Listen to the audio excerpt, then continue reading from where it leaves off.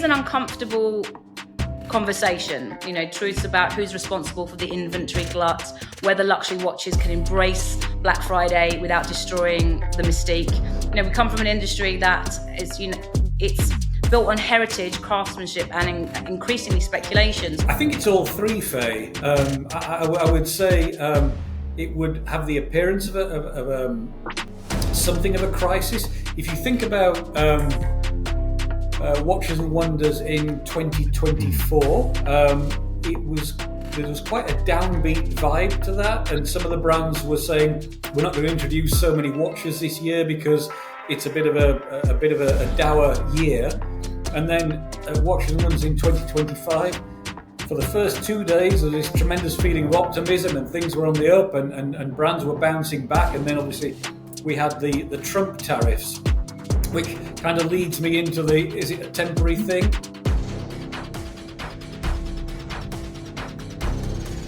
Welcome to Watch World with Faye. Today, I'm joined with my esteemed colleague, Mark Toulson, and we are going to talk about market turmoil. The Swiss watch industry stands at a crossroads, and after reaching a record-breaking peak of 26.7 billion Swiss francs exports in 2023, the market has contracted sharply. Export sales have dropped 3% in 2024, with 1.5 million fewer watches sold. US tariffs of 39% have destabilised the largest export market, while China and Hong Kong continue their decline. Suppliers are cutting staff, retailers are closing flagship stores, and 43% of industry executives now view their main markets negatively. Yet within turmoil lies opportunity. And for the first time in years, buyers have leverage. Waiting lists have evaporated, negotiation is possible. And the pre-owned market has stabilised after its correction. As brands grapple with overstocks and retailers navigate the delicate balance between maintaining prestige and commercial survival, one question emerges: who benefits from a crisis? Mark, how are you? I'm fine, thank you. I probably should be clinically depressed after that summary of an industry we both love, but as you say, I think there are opportunities in there. Well, it is an uncomfortable conversation, truths about who's responsible for the inventory glut, whether luxury watches can embrace Black Friday without destroying the mystique. We come from an industry that is, it's built on heritage, craftsmanship, and increasingly speculation. So this is just a moment in time in terms of where we are, what we've seen over the last 12 months in particular, and where we think it's going. So I don't really think that we are the harbingers of doom, but it's a really good conversation for us to be having at this stage. Firstly, you've told me that you're well. I would like a wrist review, please. I am wearing a 9-carat gold IWC 810A, which is about a 35mm automatic winding 3-hand date IWC. I say in 9-carat gold, and it's got, and I don't know if I can say this, it's got a DP dial. For those who know me will know what a DP dial is. Donkey piss. I don't know if I can say that or not, but it's a DP dial. But it's a kind of a champagne dial. This is probably a watch from the, late 60s, early 70s. And I've worn it for a long time, and so today I thought I'd put it on. It looks great, regardless of whatever Pantone you have described as the dial. I'm not in full agreement, but thank you very much for that. So, not to be pessimistic, but I'm quite interested to talk to you about the market currently, as it feels like it's quite challenging. So, setting the crisis context, with exports down and pessimism high, we need to understand whether this is a temporary turbulence or structural change. So is this a correction, a crisis, or a market natural cycle? I think it's all three, Faye. I would say it would have the appearance of something of a crisis. If you think about Watches and Wonders in 2024, there was quite a downbeat vibe to that, and some of the brands were saying we're not going to introduce so many watches this year because it's a bit of a dour year. And then Watches and Wonders in 2025, for the first 2 days, there was this tremendous feeling of optimism and things were on the up and brands were bouncing back. And then obviously we had the Trump tariffs, which kind of leads me into is it a temporary thing? I think to a large extent, what's going on in the watch market now is in part a Trump thing and a tariff thing. Obviously, the US is normally the US is normally the number one market for Swiss exports, Swiss watch exports. And I mean, we've seen over the last months how the exports have flowed into the US prior to tariffs, and then a drop off when the tariffs became a little bit realer. I think the first batch was about 11%, and that was in the early summer. And then you got a spike in intake again, and then you're now seeing, I think it was for the September numbers, the September export numbers into the US, on a cash value, it dropped 54%. And the US, normally number one market, dropped a third in terms of exports for that month. So that's quite a savage drop, but that was a result of all the retailers and the brands in the US front loading the inventory to get it in before the tariffs hit. It's kind of making hay while the sun shines, and then seeing what happens. And obviously, I would imagine the Swiss government is trying to speak to the US about getting the tariffs lowered. From a retailer's, from a client's perspective, many brands have put their prices up between, 10-15%. I think Patek have gone up, Amigas have gone up. The one noticeable absent in that coterie of price increases is Rolex haven't moved, which, it's Rolex, so they obviously know things that nobody else knows, but because they always do. But we'll see what happens there. But I think that's going to bring about structural changes in the market, with maybe more watches flowing overseas. But then you've got to benchmark that against the kind of global economy. And particularly what we're seeing in the UK is that, the middle classes are being squeezed. People who've got lots and lots and lots and lots of money have still got lots of money. Whereas the middle classes are maybe hit by school fees, maybe hit by the cost of living, or feeling the cost of living crisis.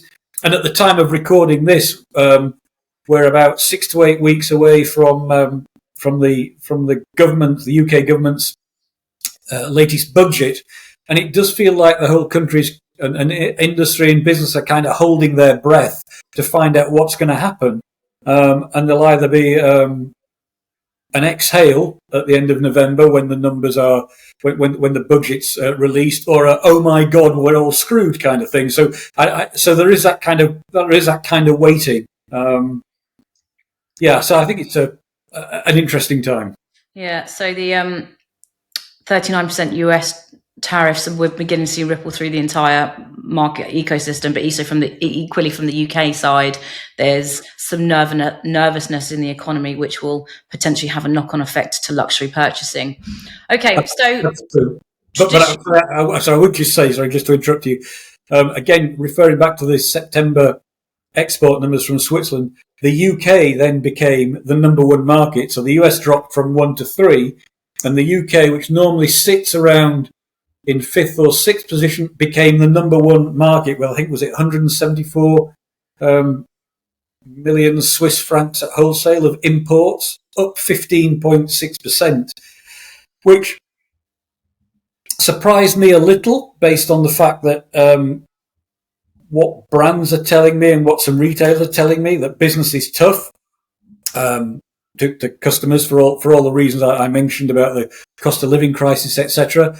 But there may be seeds of optimism there, that retailers are thinking, well, we're not so far away from Christmas. We believe it's going to be positive. We need to get the inventory into the market now, into the warehouses and into the stores now. So there might be some seeds of optimism there, or foolishness. Or foolishness. I'm going to jump around a little bit in terms of the questions, because you've hit on something I want to come back to. But sure. thinking traditional watch wearing has dropped from 46% to 26% since 2020. Mhm. And so this isn't just about market conditions, which we're talking about, it's cultural relevance. Yep. Are we witnessing a fundamental shift in how people view watches, purchases versus investment? I think these days watches are more of a discretionary purchase. You can find the time anywhere on your phone. Everybody carries a phone around with them. You've got it in your car, on your laptop, etc., on your iPad, whatever it happens to be. So,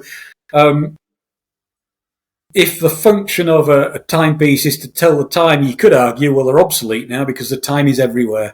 So you're then looking at different reasons for buying a watch. It's an adornment for your wrist. It can be something made of precious metal, etc. So it's got its intrinsic value. It can have diamonds on it, or it can express something about your personality, or at least how you'd like to be perceived. When you think about the number of Omega Seamaster James Bond watches that were sold, there are a lot of James Bond fans out there, people who love the film, love the franchise. But secretly, do they all think they are James Bond? I know I've been guilty about that on one of these broadcasts earlier in your Watch World with Faye series. But you buy a Rolex Submariner not because you are going diving so much, but because it's a great watch, it looks cool, and it sends out a kind of, macho image that you perhaps want to portray. So you then think about, well, is that imagery, is that then worth the money? And maybe that's the equation that people are making now. Well, do I buy that Tudor Black Bay because it looks cool and and I think it says something about me, or do I remortgage my house? It's an indicator.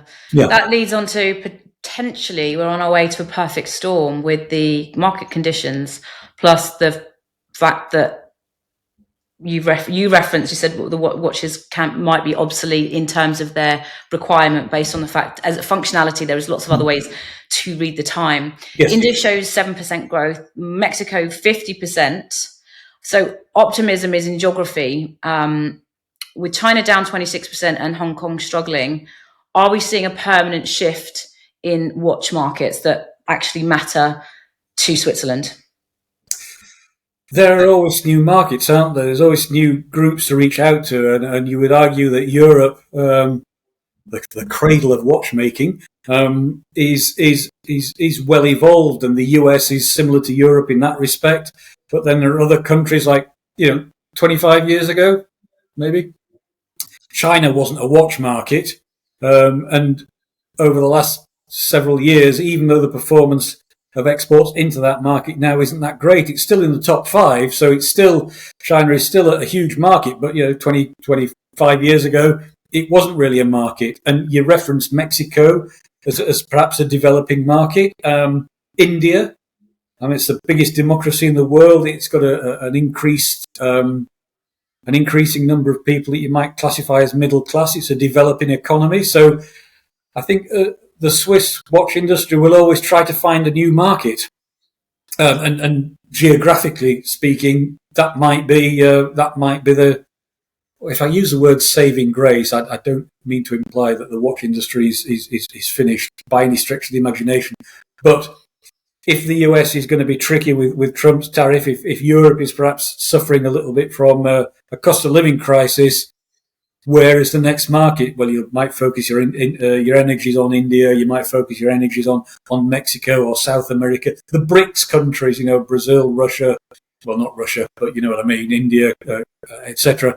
As developing markets, and that will give growth.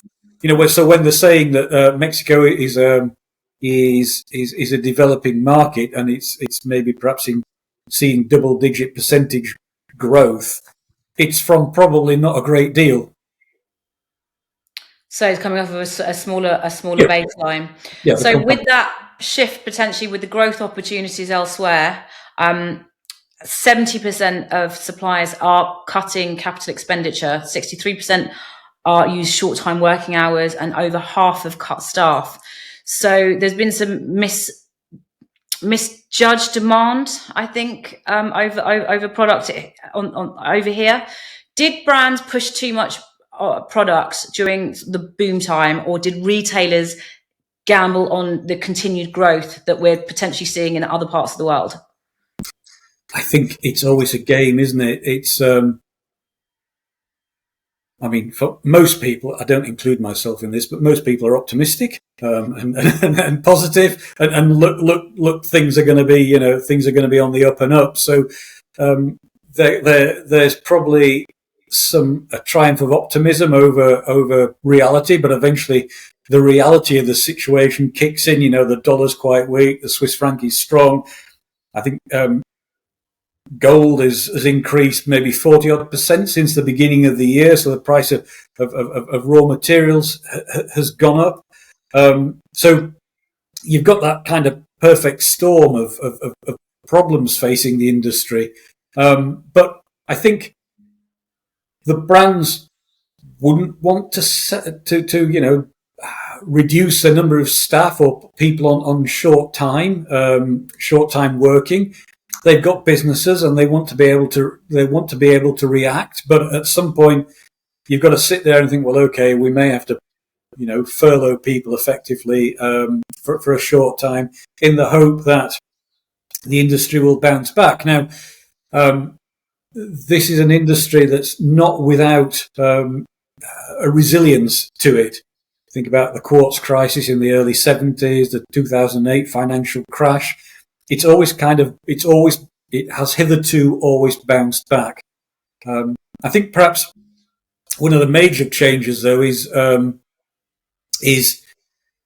if the sort of cost of living crisis the UK finds itself in, and that's replicated in other countries across the world, you're perhaps squeezing the middle class who might be buying a £3,000 or £4,000 watch out of that market, which then only leaves perhaps the super wealthy, Jeff Bezos and Mark Zuckerberg, who's walking around with Grubel and Forces on his wrist at £500,000, and that's where you're into what economists would call a plutonomy, where the economy is driven by the consumption and growth of a small band of extremely wealthy people, almost to the detriment of the rest of us who, are struggling to, I don't know, pay the gas bill or, notice that the price of their weekly shop is now double what it was last year, etc. So it's an interesting time. I think there'll always be a watch market. It's just perhaps there may be some discomfort, particularly at the low and middle priced, for maybe maybe a year or so. So this leads to the conversation, the piece about overstocks, which is it's been hugely part of our narrative as retailers for the past 20 years with certain areas. And at the minute, I think the brands and retail and retailers are feeling and seeing that considerably as we're seeing the market soften. Entry-level watches saw a 16% drop, I think. Mm-hmm. Did brands flood the market with accessible pieces thinking that the gold rush would continue? So and my biggest question here is, should responsibility be shared, or does one side bear more accountability, i.e. brands or retailers? I think everybody's guilty. The brands want, particularly the way retail is organised now, with mono-brand boutiques and bigger spaces for brands in multi-brand retailers. You've got space to display 100 watches, but it's going to be a classic 80-20. You're going to get 80% of your turnover from 20% of the watches. So a large proportion of what's in the window is window dressing. Expensive window dressing. Well, it is expensive, and maybe that's where things are right now. Retailers have had to stock these big spaces because the brands have wanted them, and when things are on the up, the fact that you're getting a great stock turn from the whole brand, but it's driven by 20% of the range, you're not really bothered because you're turning the stock and everything's kind of hunky dory. But when the wheels come off and sales slow, you maybe your 20% are still generating the sales, but fewer sales, and stand even less of a chance to sell the 80% tail that is to a certain extent window dressing. So I think everybody's guilty of it. The brand hubris of wanting a mono brand store, and you need 100 watches to represent this brand correctly. And the key word there being represent, because it's just a collection of watches. Brands like to talk about being concerned with sell out, but only to the certain extent that the 20% is working and the 80% isn't, because that then becomes the retailer's problem and what they do about the tail. Okay, so if we're going to look at structural changes as a suggestion, without them, we'll see another cycle of sort of a boom bust speculation. What mechanisms would you suggest to prevent this happening again? And I just wonder if that reduction of that, so using the 100 units as an example, need a representation of 100 watches. And we've been through this. We came from a background where you didn't need to stock a representation of every part of the collection. And the bigger the brand, the more relevant that is, and the smaller the retailer. So some independents aren't really given that much choice in what they do stock. It's an expectation. If you're going to carry our prestige brand, then you've got to buy into X, Y, and Z, not just X. And I get it. Not everyone, you're not just going to sell your professional tour models, or if it's Vacheron, you're not going to just stock the overseas, as an example. You do need that representation. It's just ego becomes about breadth and not depth of the right pieces. Mm-hmm. So that could be one structural change, I suppose, in the short term, to keep the momentum going. Supply the demand, not fuel the problem. What other mechanisms do you think we should see to prevent it happening again? I think brands, the independent brands, such as, we're talking about big independent brands such as Rolex, such as Patek, such as AP, can flex their muscle with retailers to take stock, but also because they're not answerable to shareholders, they can perhaps be a little bit flexible, and I don't think brands will necessarily want to reduce their production capacities, but they could do it. But if you're a big conglomerate like Swatch Group or LVMH or Richemont, you are probably concerned about your share price, and the simple capitalist push to everything needs to be more than it was last year. You need to produce more watches than last year. You need to sell more watches than last year. Things need to become more expensive because we want to take market share. We want to grow our business. We want to pay our investors dividends, etc. So you've got that capitalist drive to make things bigger and better for those big conglomerates, as opposed to perhaps independents who can take a longer term view. It's not always about this year versus last year. It's, if you're Patek Philippe, you're looking at things over 5 years, 10 years. Rolex, obviously Rolex want to do well and always will do well. But if they have a poorer year, there are no shareholders to come and knock at your door and say that you as management don't know what you're doing. You need to lean on the retailers more to buy more watches and sell more watches. And do you think there's a silver lining in how clients might benefit with shortened waiting lists and inventory pressures from the brand, from stock in retail?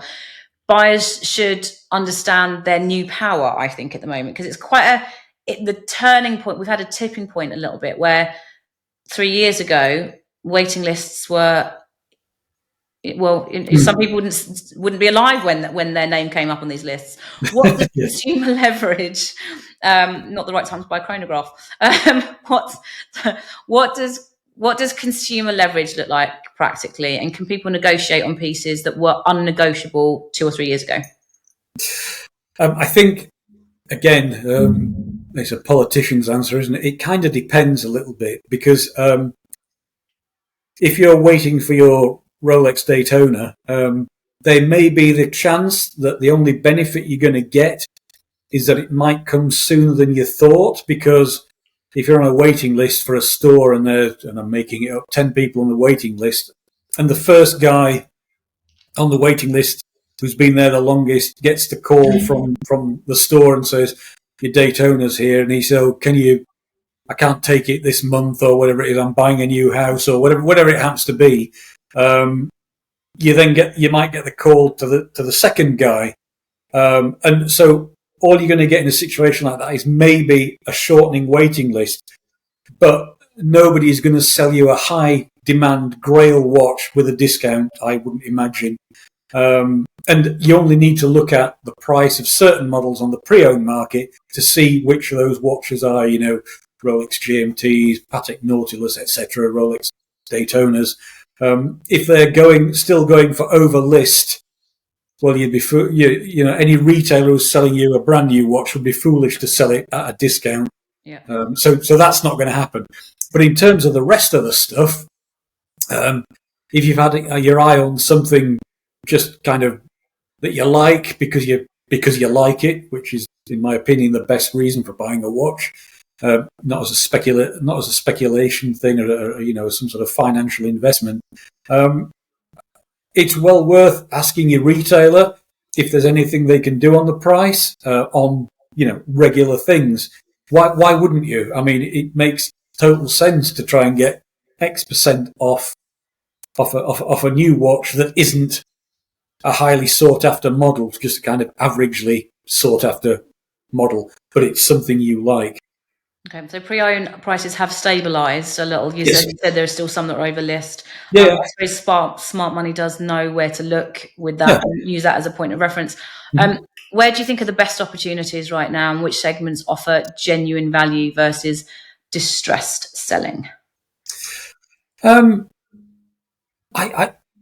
Again, the pressure on the retailers, particularly coming up to Christmas, might be to get new inventory in and try and back the best sellers.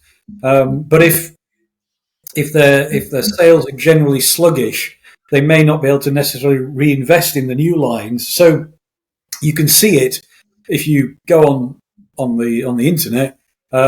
If you take a look at some of the big jewelers in the UK, it's very easy to see the sale activity that's going on. So new watches that are in the sale, Berry's is a leading independent. I looked on their website, and including pre-owned, they have about 300 watches that they would categorize as sale product. There's Breguets, there's Blancpain, there's Breitling, there's 25 Hublots, there's Tag Bulgari.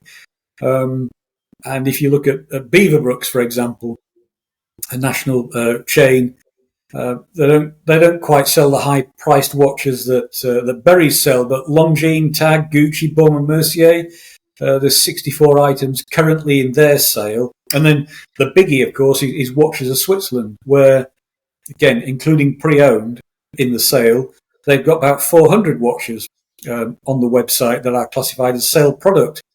Tags, Breitlings, Zeniths, and with discounts anywhere between 10 and I think 30% off, depending on the model. So there are deals to be had. So I would encourage people to talk to their retailer, see if the watch that they want to buy isn't in the sale, see if you can get some discount, or peruse the websites for the sale activity that's going on. And if there's something you like and you do have the money, obviously, you should go for it. It's a luxury paradox, though, isn't it, when you see these brands in sale, or these retailers with those brand names in sale? In a crisis, do you think luxury brands can afford to maintain their never discount? What you've just talked us through might actually contradict what my question is, because it's the never discount dogma doesn't exist right now. It seems we've reverted back to only 3 brands, maybe 4, that you don't hit. There's no discount on them. Well, I would say that for a multi-brand retailer,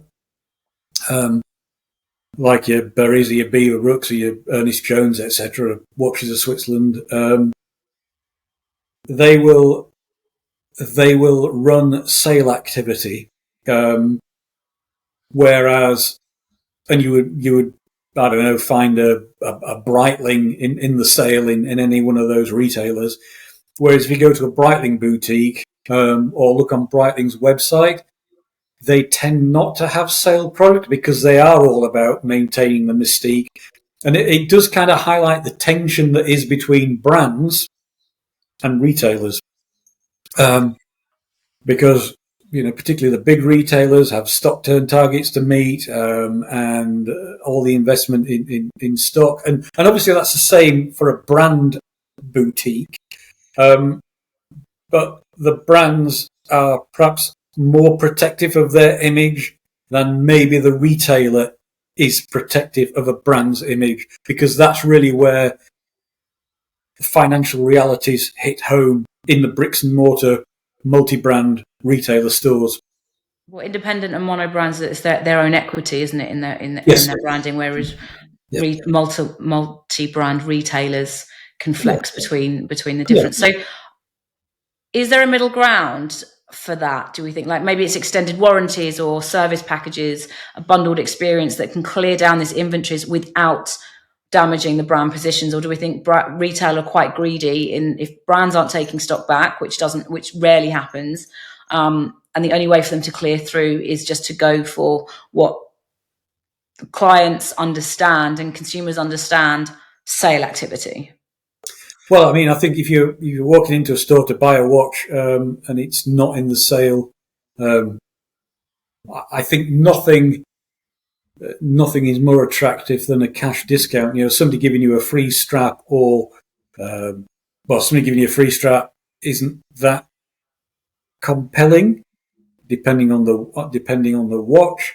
The warranties on most watches are quite long these days. I think Richemont, etc. I think it's 2 years plus 5 or something. So you're getting 6 and 7 years worth of warranty.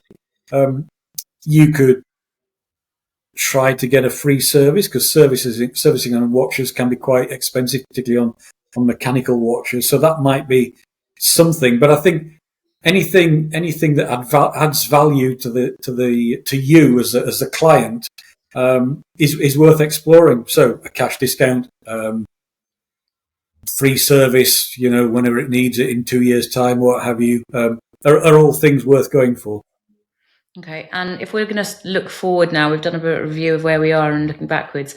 Where do you see the next 12 to 18 months going? Do you think it's we're going to see some recovery, or further contraction? I think it's going to be a difficult 12 to 18 months. I think if there's some agreement between the Swiss government and the US government that removes, or reduces rather, the tariffs, then the number one market for Swiss watches, i.e. the US, comes back on stream as the biggest taker of watches. So that would give some breathing space, because the manufacturers can then probably get the manufacturing plants running at near full capacity. But again, the sort of global malaise in consumer confidence, it needs something, and I'm not quite sure what that something is, to kind of make everybody feel happy and feel confident about the future. I mean, it's government policies, isn't it? Do you feel safe in your job? Do you think if you're going to be if you think you're going to be out of work in a year's time, are you going to spend £5,000 on a watch, or do you have some confidence that your employment's going to be continued, that your salary is gradually going to increase over time, that prices for commodities, for utilities, are going to stabilise at least, but not keep climbing? Then you've got a bit more disposable income.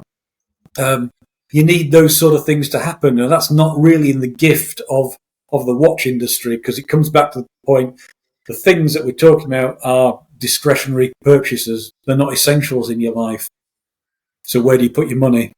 Yeah, sorry, my little smile here was more to do with some of the brands that we talk about do feel that they have that much control over it. So, but as a side note, yeah. So it's not all in. It's a storm we need to weather effectively, and there's only so much retailers and brands can do within the control that they have. So 40% of millennials plan to buy pre-owned, and social media is now a top influence for them. And they show genuine interest in traditional timepieces, but it is on their terms. Will millennials and Gen Zs save the industry? Not that I think it needs saving, but do you think that they're going to be one of those that moves us to the next level? It's going to be a different, we'll talk about the next generation, and fundamentally reshape it, really, how watches are bought. I think because there is the effects of social media are so powerful and all pervasive, and there are so many influencers out there and so many people talking about watches. I think it's kind of difficult to miss, and I think younger people will embrace watches.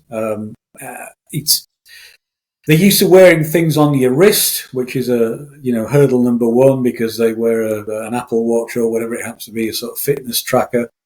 Fortunately, most people have got another wrist which you can wear a watch on, and that's where it becomes kind of the status thing. I don't know, for people who kind of go out of an evening, or if you're going to some swanky do, I don't think an Apple Watch and a cocktail frock would look necessarily that great. You'd want a Cartier or something, well, at least I would if I was wearing a cocktail. I think you look great in a frock, Mark. Yeah, well, yeah, that's a whole other story. But I mean, the main point is what is the use of a watch? It's a status symbol. It's a signifier of your wealth, your status, and in many cases, it's something that you would feel pleased about. It was, I bought my first Tag Heuer Aqua Racer when I got my promotion, and here I've still got my Tag Aqua Racer. I've progressed into, Breitlings, Amigas, and eventually Rolex, and maybe the landmarks in your life, and the stories of your life. And I think also that's where the pre-owned and vintage market that you mentioned, that plays into it, because in a lot of cases, pre-owned watches are cheaper than a new watch. I'm not talking about vintage. I'm talking about like a 2-year-old Breitling Navitimer is going to be cheaper than the brand new Navitimer. So that might make it more affordable. It's still the same watch. It's still got the same look. It's just it was second hand, and only you really need to know that. Some brands are moving towards display models, as in they're at a reduced price and they're classed as X display, which baffles me anyway, because all watches are on display. So I'm not entirely sure who these retailers think they're fooling. However, if you're able to get I think what they're trying to do is avoid the sale banner. Precisely. But it's a new watch with a discount. Mm-hmm. or off of the recommended retail pricing, and then to avoid that damaging of the brand equity. Mm-hmm. So finally, I think I want some practical guidance for collectors from you, if we may, navigating this uncertainty. What's your advice right now? Buy the Grail watch, wait for further drops, or pivot towards pre-owned?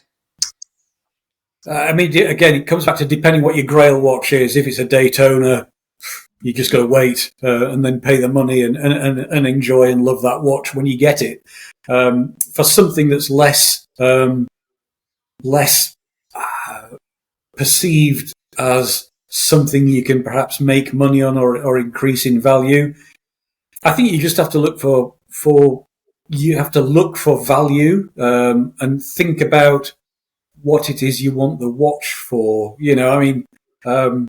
Longines do some fantastic watches, and you might think Longines is a bit kind of old or old-fashioned, but do your research, read up about Longines and their history, and say they do some fantastic watches, and open your mind to the possibilities of, if you're wanting a good quality Swiss timepiece, then now's probably a good time to buy if you have the money, because there are deals to be done on new product, and there is plenty of stuff that's in the sale, in the probably upcoming Black Friday sale, or in the winter sale that will come straight after Christmas. So I would do your research and think about what you want, and ask the question of the retailer. Yeah, I Can think you bring it to understand what? that research point is invaluable, especially where we've touched already on social media. The people that I find most interesting and follow the most are the ones that've got a genuine passion. You spoke about Yes. Longines. There's a Instagram account that I follow, Vintage Longines, I think it is. It's a young chap, but we met at an event and I was asking him, I was quite surprised, if I'm honest, in terms of brand loyalty, what was his appeal to Longines? It's nothing disparaging or towards that particular brand, but his passion and his energy and enthusiasm was so huge. And he just gave me a couple of bullet points as to why their provenance on their watches, or there was so much behind the brand that I had no idea about, that I was really impressed. And if context context is king, right? Information is king, and therefore you can make your informed choices. So I think it's also a really exciting time to be able to do that, especially if you're not looking for the standard pieces and you want something slightly different. Yeah. Follow those people that have genuinely got a passion, because they're the ones that's going to know the most, more so than the multi-brand retailers. Because if you're working in a multi-brand retailer store, but you've got, you're based on commission, and as we've seen, the brands that perform the best, the ones where they've got passionate retail colleagues in store serving the client, and that's when the sales go up. But otherwise it's it's just a presentation situation.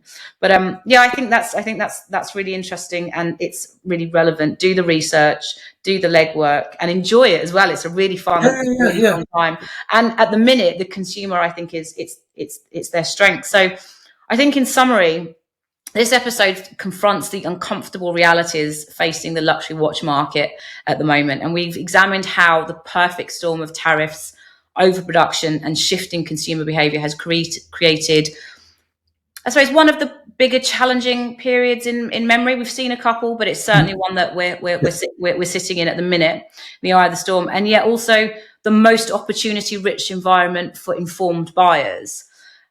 So through frank discussions and accountability for inventory crisis and the taboo subject of discounting in luxury retail, I think the genuine prospects are for recovery. And the message is clear: in every crisis, there's an opportunity, but only for those who understand what they're looking for. That's very cool. Thank you so much for joining me today. It's been a really great chat. Interesting times, as you said. We've had some breaking news that's happened before about the tariffs, and we've seen some price increases. We've got the budget ahead, and we've got Black Friday sales, where we will perhaps we'll do a review of that after and see who's gone really aggressive this year. Yep. Thank you very much. Thank you.